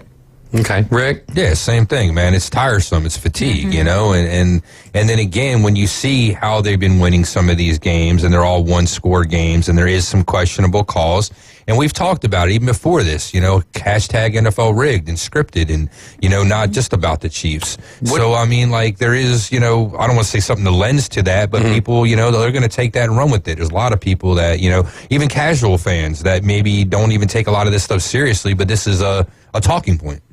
So, did you see Terrell Owens, T.O.'s comments on the whole rigged, scripted situation? Not recently? Are we talking about before? Or This was this week, right? Yeah, Rick? yeah, it was like a few days ago. He's Catch me basically up. saying that the NFL is rigged. Oh, It's yeah. scripted. I mean, it's been scripted for years, and a lot of, you know, there's always been the joke we accidentally got the script of what it's going to be. There was a tweet last year about a guy who was at a Dave & Buster's, and like 2 months before the Super Bowl, they had a poster up in one of their bathrooms, in the men's bathroom, about the Super Bowl, and it you know, games are still being played. No one knows. They haven't even made it to playoff contention yet. And all of this information is out at the specific Dave & Buster's, and it's like, what does Buster know about Dave? And, you know, that kind of thing. So, I mean, there's been this narrative that it's scripted forever, but I think it's worse now more than it has been in previous years. Well, it's just not a good look for the league, right? And you see more of it too. Like we just had an ump get busted for like, you know, gambling type stuff. So when you see more and more of this stuff, it starts to make you question things, you know, especially when you have this kind of money being wagered and this amount of, you know, money that people can make and get in people's pockets, or be in somebody's pocket for that matter. You know what I mean? Well, and it's human nature for us to question these kinds of things, right? Whether it's conspiracy theory or whether it's, you know, actual founded kind of, you know, queries that are happening. But like I said, I look at it and I go, they're a great franchise with a great quarterback, great coach. Is it every single game? No, but there are games where I look at and I go, yeah, they were helped. Whether it was intentional or not, they were helped. I don't think it's more so. I don't think that it's in the best interest of the league that they keep winning and keep winning this way. What I don't like is people are talking about, you know, like, like one play, okay? So if there's one bad call, that shouldn't determine the game, right? People say that all the time. But then you listen to the pundits and all these talking heads on these networks, like our network, you know, and such, that talk about sometimes all these games come down to is like one or two plays that make the difference. Well, how can you say that in one breath, but then in the previous breath be saying, you know, it's, you know, one play and one bad call, and that shouldn't determine the outcome of the game? It's very contradictory and very hypocritical. That one play or that one call, though, depending on what it is, it can be the gain of 10 yards or be someone's loss of, it's 3rd and 48 now. You know what I mean? It can make Change your big, possession. Yeah, it can make that big difference on turnovers and whatnot on that one play. And I think, like you were saying, AG, and I agree with you, Rick, by the way, but like you were saying, AG, like there's, sorry, lights are on. There's just so many thoughts at once. But like you were saying, do you really agree with this? And is it coming down to a game? And I don't think so. I think it's more so in watching the way they play, because there are some specific plays that you watch, like Rick is saying, there are specific plays that you watch and you can see essentially the flop or trying to draw the call. And it's really hard to watch because a casual fan is never going to notice this. Maybe they're catching on to all this hypocrisy about the refs, but a casual fan is never going to really notice when someone is truly trying to draw a flag. And that's the kind of things that, you know, like we would notice. And I see that in certain plays, and I'm like, this is really what got them that. Or like whenever they reversed a touchdown in one of the Chiefs' earlier games and end up the Chiefs win that. Like that kind of stuff is really what it comes down to. Yeah. Well, and, when you look at the Super Bowl that's coming up, right, obviously we have the Chiefs and the Eagles squaring off on Sunday. You can listen right here on ESPN Northwest Florida, kickoff at 5:30. The NFL and us as fans, we desperately need a very clean game, right? And then what I mean by that is I don't mean fisticuffs and all that other stuff. No laundry on the field. We need the key plays to be made and to be made without official interference, right? We don't need the game to be changed one way or the other, whether it's the Eagles or whether it's the Chiefs, getting the advantage. We need it to be a very clean and very consistent Super Bowl. I think otherwise this narrative is going to continue all throughout the entire, off season. And then I think what you're going to end up seeing is and what we're hearing about more and more is we're hearing about replay assist being used to come back at these officials. Well, I mean, the last time that these officials weren't on the field for games is when we got the Russell throw non-touchdown against Seattle, or against the Packers, right, for Seattle. Well, that was the substitute refs, right? But that's what I'm saying. Yeah. So the last time we didn't have these officials on the field was when all this madness was happening with them.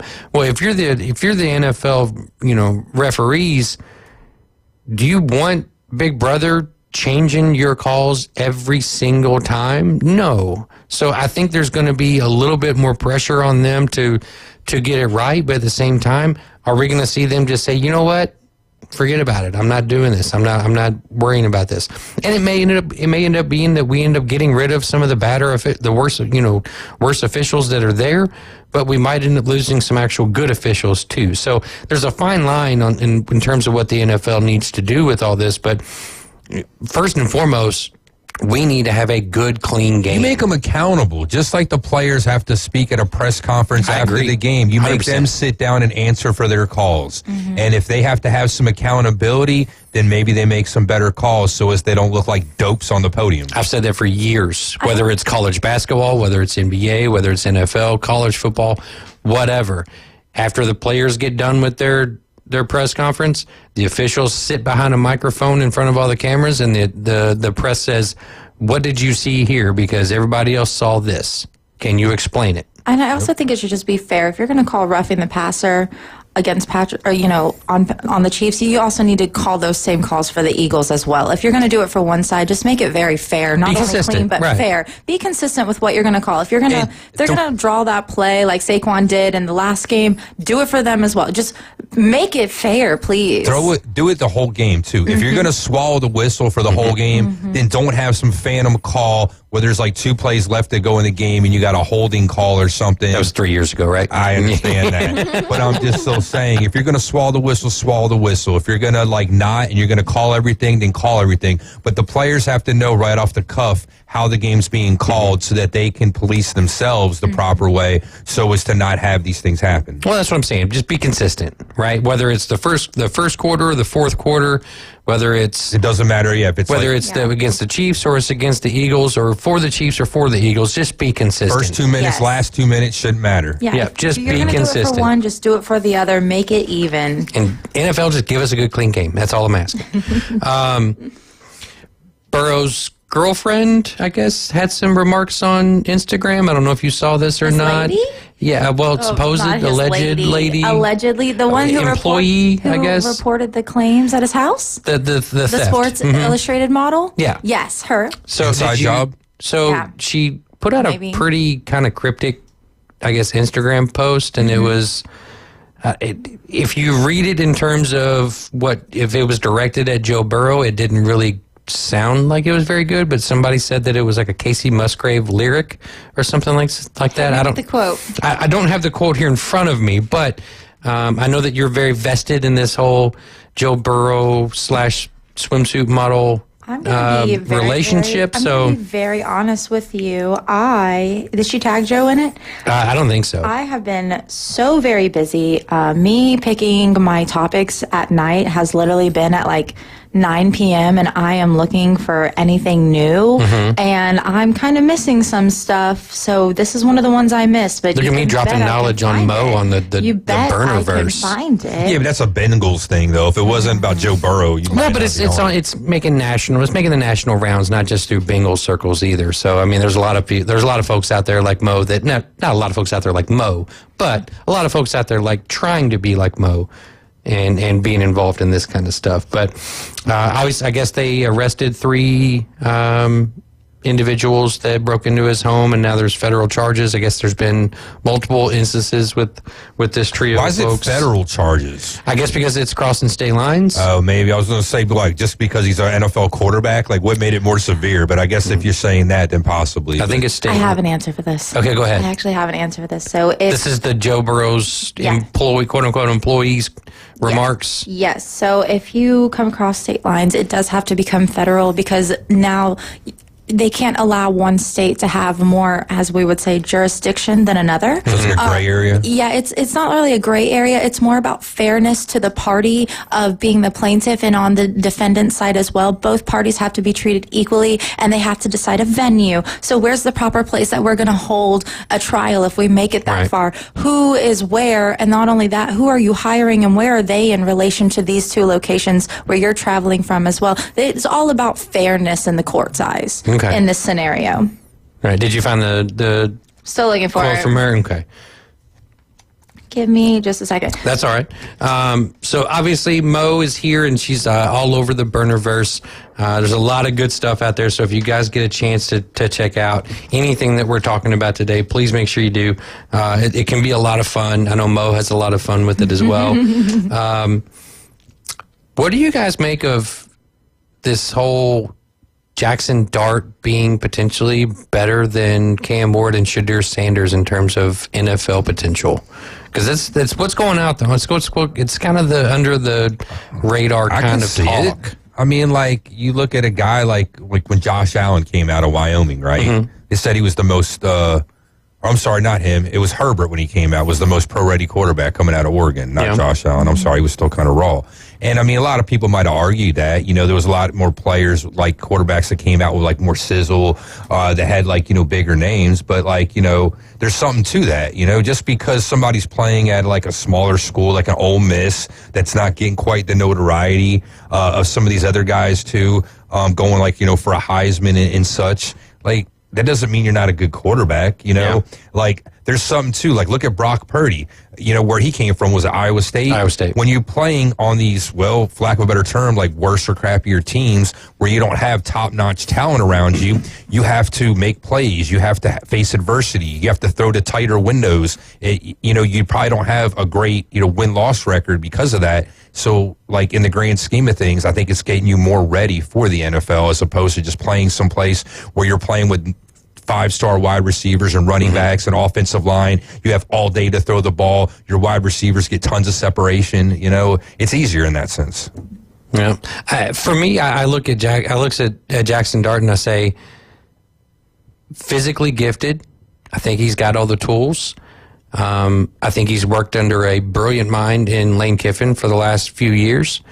I just worry if he's going to have the moxie that's necessary to play in the NFL, right? Like, you know, Cam Ward and Shadur Sanders, they got all the moxie in the world. There's some question marks about their, you know, physical and or mental, you know, stature, if you will, respectively between the two. But I feel like Jackson Dart is probably going to be one of those guys that's looked at a few years from now and going, why weren't more people higher on Jackson Dart? And maybe I'm wrong, but I kind of like that as kind of like a sneaky pick, you know, in that like that late first round, because I think that's probably where he's going to go. But it's going to be to a team, I think, that probably could afford to sit on him for a year, and that's usually your best situation, right? And then here comes Jackson Dart, and then a few years down the road, we're seeing Cam Ward who and Shadur Sanders who. So I don't know, maybe I'm wrong.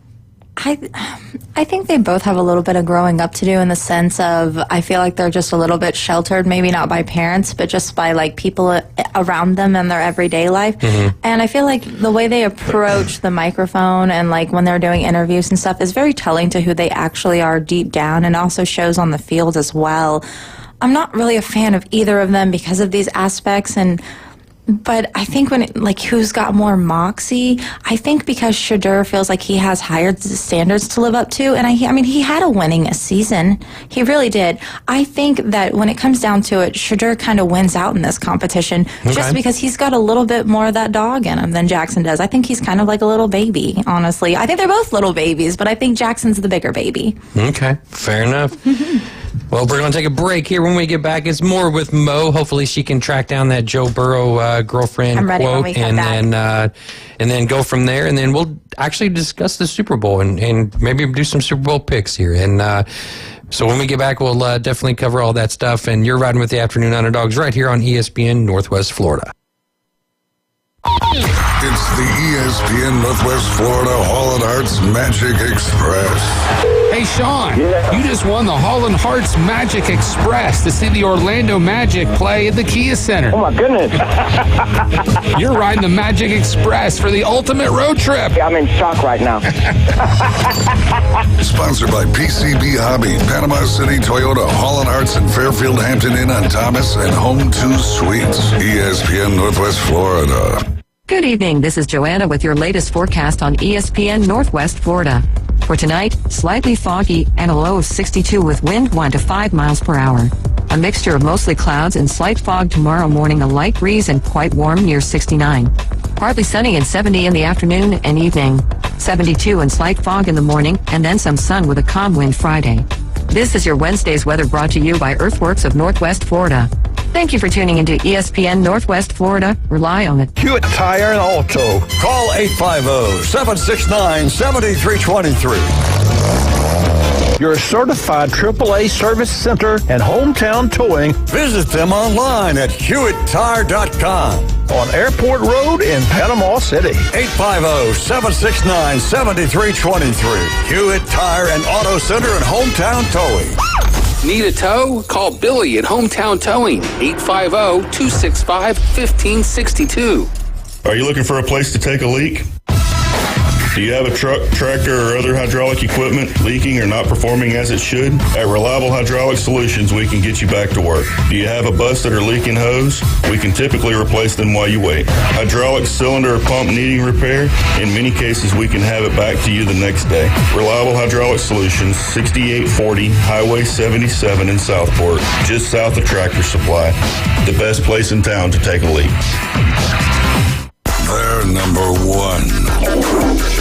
In the men's room. I hope this place comes with toilet paper. The Afternoon Underdogs. Oh, geez, this is going to be a photo finish. On ESPN Northwest Florida. And back in the doghouse, you're riding with the Afternoon Underdogs right here on ESPN Northwest Florida. 104.3 in Panama City, 101.9 in Port St. Joe. I'm AG, along with Morgan Hilliard and Caveman Rick on the ones and the twos. ESPN Northwest Florida, your spot for select Orlando Magic games. We're also home of the Coach James Hale morning show from 7 to 9 and the Inside Drive with Ryan Mulvey from 11 to 1. But again, you're listening to the Afternoon Underdogs. Mo, I gave you some homework before we went to break. And that was to find that quote from Joe Burrow's alleged girlfriend / employee. What did you find? I have found the quote, and the quote is indeed a lyric. And whose lyric? Is it Casey Musgrave? Is that right? Yes. Okay. And it may not be a dig directly at Burrow. I feel like it's more like a self-reflection kind of quote, because girls are very cryptic, especially, if you follow celebrities and all kinds of people. Some of them are like Jameis Winston, and they just throw whatever out there. Mm-hmm. Or you have Jalen Hurts, and he's like, why is that emoji pregnant? Like very, very weird stuff. Some of them are like that, but some of them are very intentional with the things they post. And if you pay close enough attention, you can see what kind of people you're dealing with. Okay. The quote directly is, be intentional, do the hard things, and show don't tell, I found my deeper well. It is for sure a lyric, absolutely, that she's relating to, but I don't think it's a dig directly at Burrow. I really believe she is saying she's about to move in silence. Lil Wayne quote, real G's move in silence like lasagna, you know? So I think it's about she's about to do something. She's about to release something. She's going to do something on her own, but I don't think it's directly a dig at him. I think it's her saying, okay, you kind of chose someone else. Now watch what I'm about to pop out with. Okay, see, I read it as her basically telling Joe to either poop or get off the pot, right? I don't think so. Okay. I think it more so says, watch what I pop out with. And I kind of relate to that because I've been moving in silence for the... like she's got some kind of video she's going to release? Not even that. She might have something she's been working on in private, you know, like Hailey Bieber or something like that. And or you have people like myself or Rick, who have been in these really bad situations, and, you know, you're doing everything right in your life, and people still want to throw dirt at you in some scenarios. Yeah, I'm used to it. Yeah, real. You're a villain in everyone's story. Just know you're a crackhead in mine. Literally. All right, so let's get to the Super Bowl preview here. Rick's Eagles versus the Chiefs. Chiefs are 1.5-point favorite. Over-under is 48.5. Again, it kicks off at 5:30 p.m. there in New Orleans. X factors for each team, offense and defense. Is there anybody you all want to take off the board for X factors, like a Mahomes, or, you know, like maybe we take the quarterbacks out? You know, I think Barkley is, I think, everybody's obvious X factor for the Eagles. What are you laughing at? Pause real quick. Grant Cameron, stop texting me that if I hadn't slandered Joe Burrow's name, this wouldn't have happened to Joe Burrow. There's ice in his veins. He's going to be fine. Quit texting me. I can see it. Right. I'm not laughing at you. I'm laughing at what I can see over here. Okay. So, X factor for the Chiefs on offense would be who? For me on offense, I would say their X factor would be Kareem Hunt. I think he's been running the ball pretty well for him. Pacheco hasn't quite been there since he got back from his injury. He's been the more productive guy. So I think if he ends up having a good game, obviously we know the Eagles are going to run the ball, right? Possession, run the clock. You know what I'm saying? Try to run the clock down, especially if they have a lead.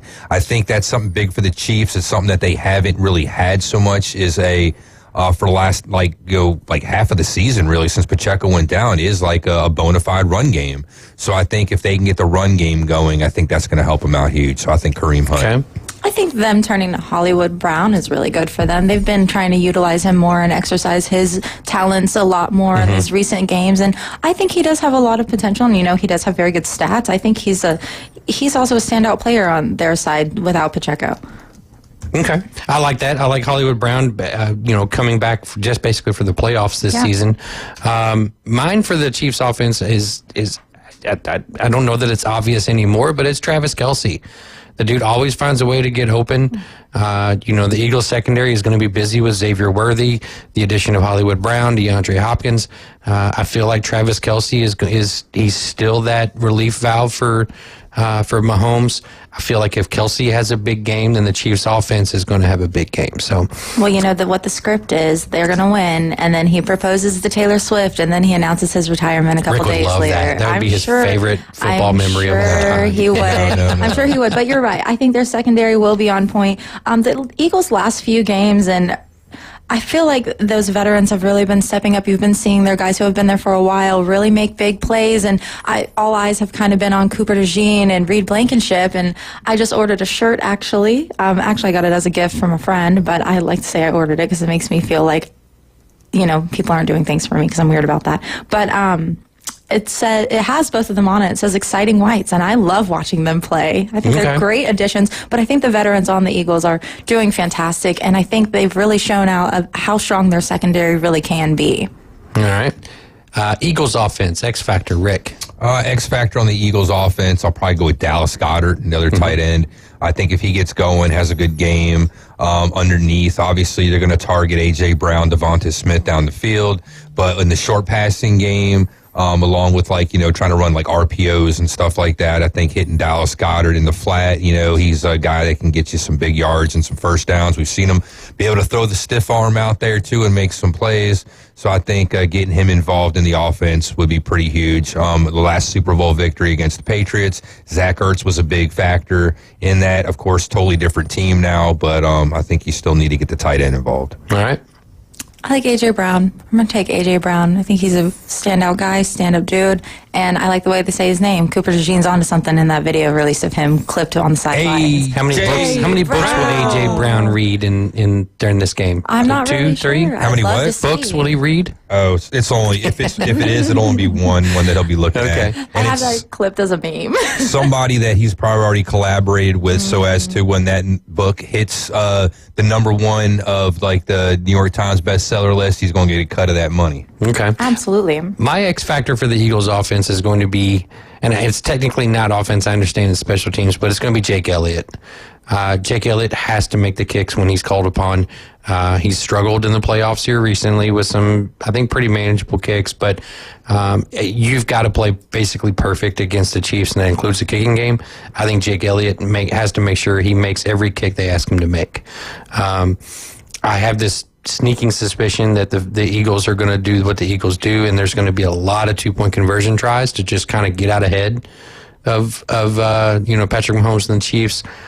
But I think that's going to put more emphasis on Jake Elliott to make the kicks when he is called upon. So that's my X factor. I like to see him not even be a factor. Don't even have to worry about kicking field goals because we'd be scoring touchdowns. Right, obviously. But again, that still leads to extra points, though, too, right? Unless they go for two. Chiefs defense X factor.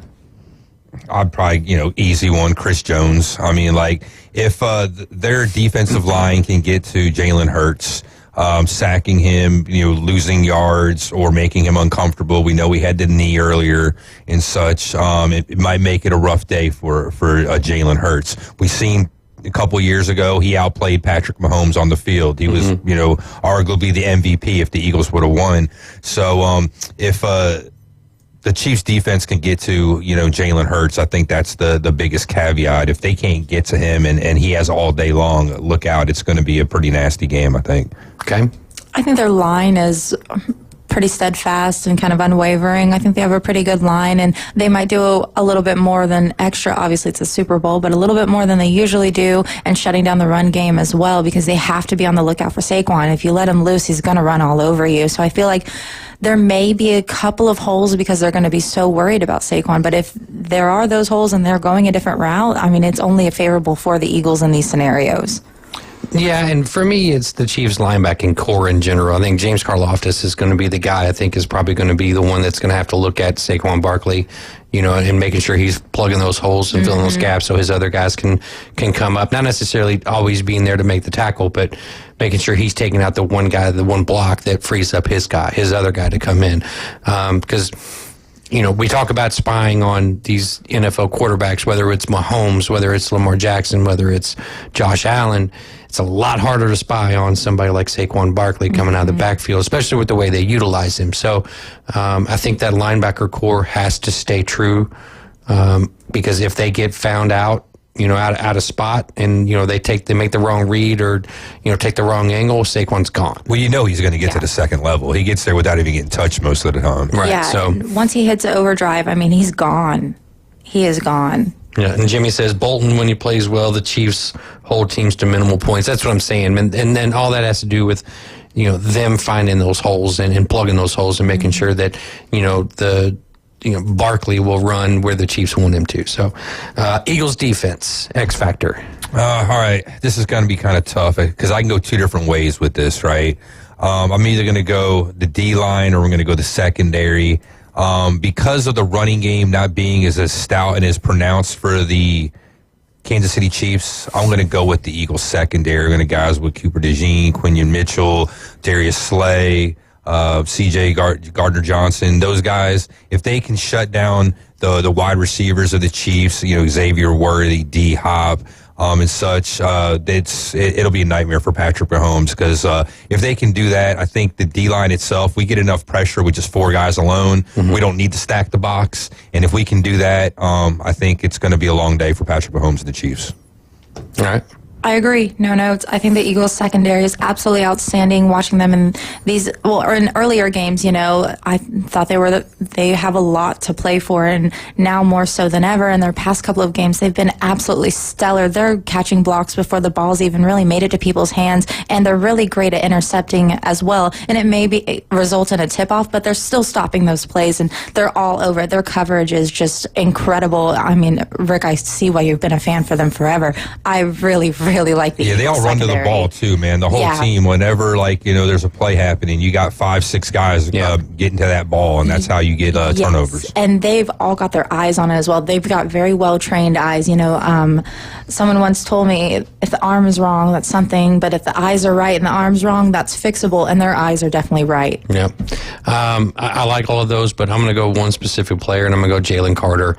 If Jalen Carter can have a Aaron Donald type game, then that's going to create a lot of havoc for that Chiefs offense. If the Chiefs are able to keep Jalen Carter at bay, which means that Patrick Mahomes has more time, and maybe linebackers, or they're bringing in safeties or corners on blitzes and things like that, that's when we see Mahomes at his best, because he's throwing to the holes, and there's nobody better in the league at finding holes on a defense than Patrick Mahomes and Travis Kelce. So that's where I go. If Jalen Carter is on and he's having his game, and and maybe not even it's just sacks, but it's pressures and drawing double teams and allowing his teammates to do what they need to do, I think that defense works better front to back than it does back to front. Even though all that talent is in the back, that defense for the Eagles works better front to back than it does back to front. So Jalen Carter for me.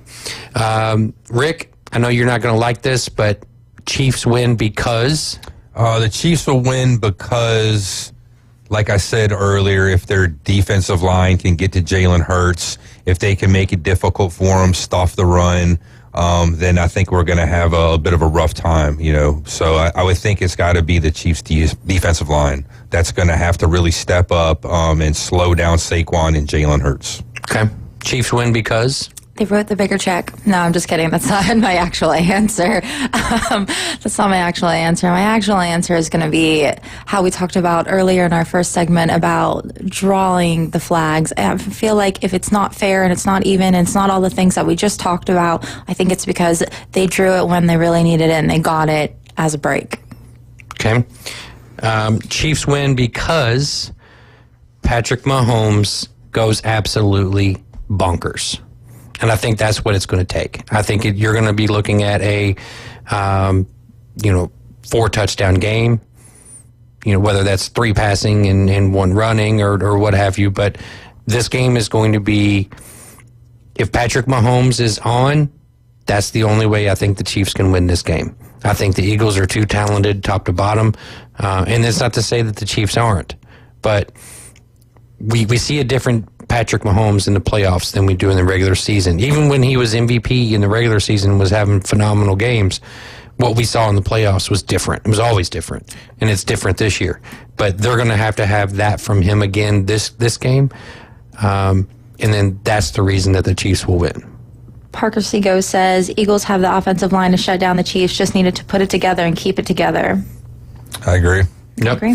All right, Rick, you'll love this one. Eagles win because we need a full 60 minutes, and if we do that, and if the offense, if Jalen Hurts can move the ball down the field, I'm not talking like Saquon running, but being able to hit guys like Devonta Smith and AJ Brown and Dallas Goedert, 3rd and 6, 3rd and 7, and he can threaten with throwing the ball down the field to keep the defense honest of the Chiefs, then I think it's a runaway. We beat them by at least a couple scores. Eagles win because rage, lots of rage. With all the scenarios surrounding the Chiefs right now, what better way to put a team out than to win because you're fueled by rage and just blind fury? I would love to absolutely see it happen. I mean, you guys are making great points, but I just want to talk mental game. Mm-hmm. Okay. Eagles win because they don't turn the ball over. If you turn the ball over against the Chiefs team, they're the most opportunistic team that we've probably seen in a long time, particularly in the playoffs.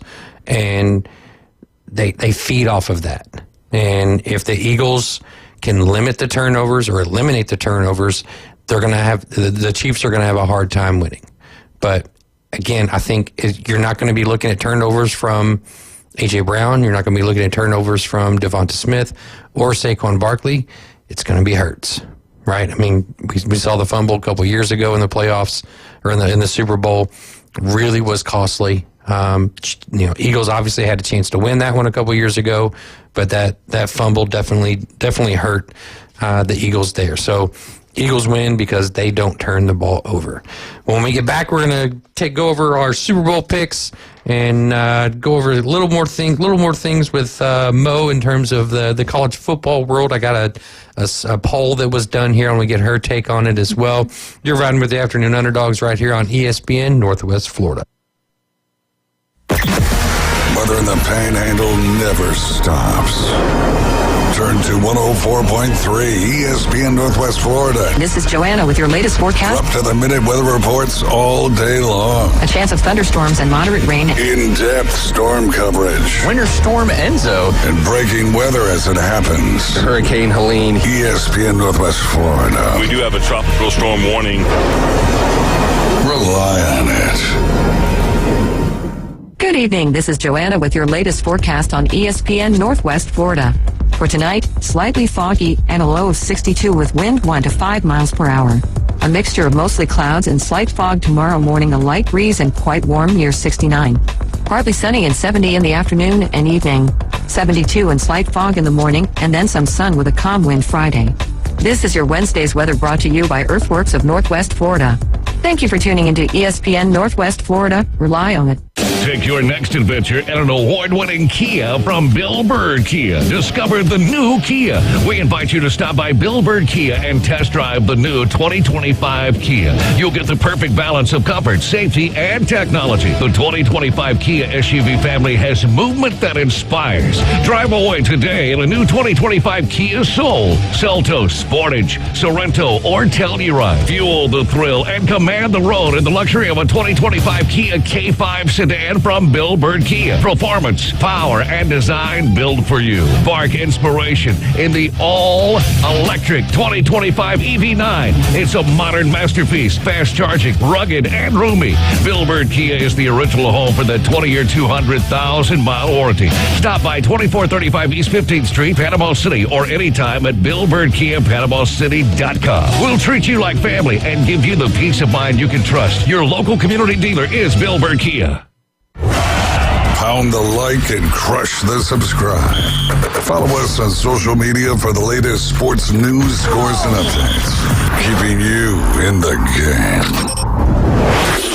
Now back to the Afternoon Underdogs, ESPN Northwest Florida. It's the final segment of the day right here on the Afternoon Underdogs on ESPN Northwest Florida, 104.3 in Panama City, 101.9 in Port St. Joe. I'm AG along with Morgan Hilliard and Caveman Rick.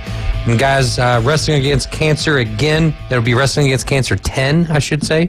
We'll be on February 8th. At Bay Haven Charter Academy. The doors open at 5:30. Bell is at 6:30 p.m. Tickets, front row are $20. Adults are $12. 6 to 17 are $8, and 5 and under get in free. And again, the proceeds will benefit Ryan Holland's medical expenses. So it's a great charitable function out there.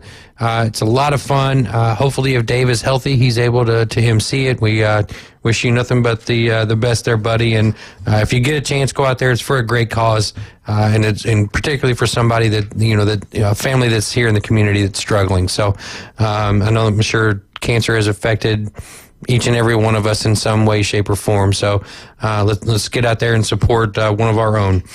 So Super Bowl picks. I'm gonna go, Rick. I'm gonna save you for last since you have a team in the fight here. I'm good with that. Morgan, Chiefs, Eagles. Give me a score as well. Ooh, a score as well. Okay. First thoughts, I obviously think this is going to be a low-scoring game. We'll probably be wrong. Who knows? I'm still going to go with what I would like to see, and I would like it to be the Eagles, and I would like it to be 24-20. 24-20. All right. A lot of opportunity there for some kicking between Bucker and Elliott there. I want the Eagles to win it because I don't want Patrick Mahomes to get his third in a row. You can call me a hater, whatever. I don't care. I like the Eagles. And of course, Mekhi Becton played at Louisville. Big time Mekhi Becton fan. Guy was drafted and struggled by the Jets. And there you go, Randy. There's Louisville. There you go. Been brought in. There you go, Randy. There's for Louisville. But really was given an opportunity with the retirements and free agency that the Eagles suffered on the offensive line. Massive human being, good kid too. But he's finally getting the opportunity. He stayed healthy this year for the Eagles, so I really want him to get it.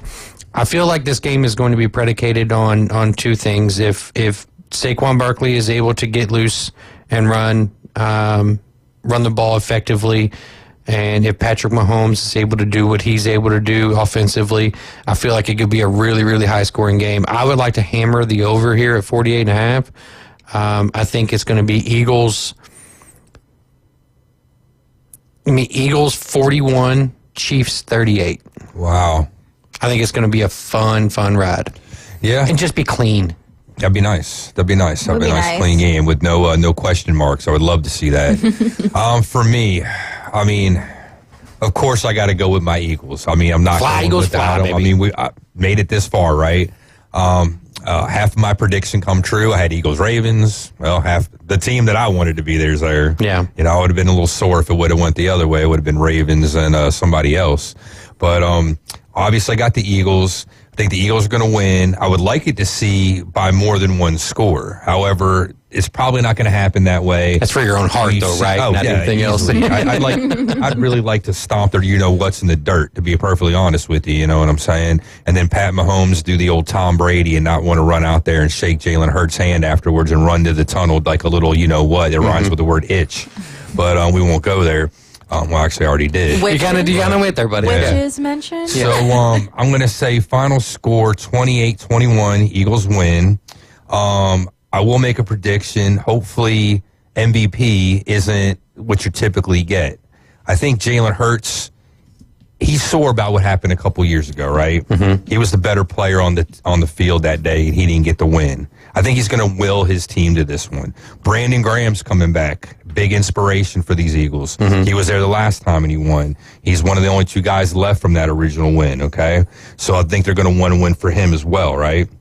So being all said, MVP prediction, though, I want to say give it to somebody hopefully on the defense. I want to see like a guy like a Jalen Carter that gets to maybe Patrick Mahomes that gets 3 sacks, or maybe somebody like a Quinyon Mitchell or Cooper DeJean that maybe gets 2 picks or something like that from a Patrick Mahomes or a Darius Slay. I want to see something like that, see the not the norm happen, get a guy like that in MVP, give some love to the defense for a change, Hell, we've had the number 1 defense all year, so what better way to go out than with winning with defense and getting an MVP to one of those defensitive studs. There you go. So, of course, we all know Mo's MVP choice would be Cooper DeJean, right? I would because he's not a safety.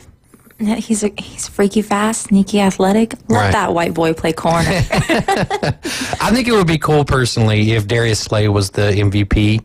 Because the Lions years they were in there as well, where and then he finally gets a chance and he goes to the Eagles and he plays well, and then he's had a rough playoff, I think. A little injured and stuff too. Well, just with penalties and stuff too. So I think it would be cool if Darius Slay was able to get there and make such an impact that he would be named MVP. So, but I think we're all in agreement. We all want the Eagles to win. Jimmy says Eagles 38-20, so he thinks it's going to be a blowout. Rick would love that. And Parker Seago says Eagles 31-24. I think at this point, everybody outside the state of Missouri is looking for the Eagles. Yeah. I think so. I do think your MVP, though, like Rick said, I would like to see it go to a defensive guy as well. But I think if it's on the Eagles side, it's definitely going to be one of those veteran guys. The way they've been locking those wide receiver plays down and tight end plays, this is going to be one of them. They haven't really let Cooper DeJean or Reed Blankenship even get close to the ball. Now, granted, on some of those plays, they're busy covering other people, but I definitely believe it'll be a veteran. Yeah, well, obviously, if the game is high scoring, like I think it's going to be, it's probably not going to be a defensive guy. I think it's probably going to end up being Jalen Hurts. If y'all put up another 40-burger in the postseason, Jalen Hurts is going to be hands down the MVP. So, and kudos to him, and good kid. He's going to be earning that contract, right? Oh, and by the way, Jimmy, he's pulling for the Eagles. He says, I'm in Missouri. So he's not pulling for the Well, good for you, Chiefs. Jimmy. Yeah. You must be on the... That's why we love Jimmy. You must be on the eastern side, probably by St. Louis, as opposed to on the western side by KC. Jimmy's just good people. No, I hear you. I'm just still saying, I mean, like, I lived there, and, you saw when I was there when the Rams came to town. Yeah. You saw a bunch of people that, were, before that Chiefs fans kind of switched their allegiance. Obviously, the Rams left. I would imagine quite a few of those people went back to the Chiefs, especially now, because they can hitch their wagon, per se, to a winning franchise, and have something to hang their hat on. And rightly so. I mean, being from St. Louis, your NFL history isn't so rich, starting out with the Cardinals and then moving on to the Rams. You did have a little bit of success with the Rams, though. Yep. So that was something good for you guys, though. Jimmy said Chiefs only scored over 30 twice this year, right? So, Mo, we talked with Banji about Myles Garrett and the whole requesting a trade situation. What's your thoughts on that?